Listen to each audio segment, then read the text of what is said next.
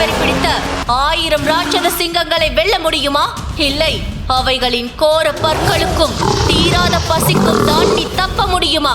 நீ உண்மையான வீரனாக இருந்தால் உன் வீரத்தால் இந்த வெறி பிடித்த ராட்சத சிங்கங்களை கொன்று என் இதயத்தையும் இந்த அரியணையையும் சொந்தமாக்கிக் கொள்.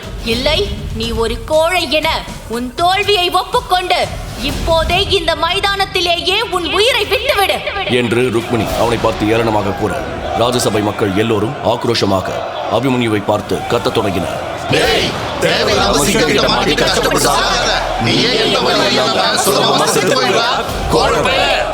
அபிமன்யு, உன்னால இந்த ஆக்ரோஷமான சிங்கங்களின் உயிரை கூட புடுங்க முடியாது.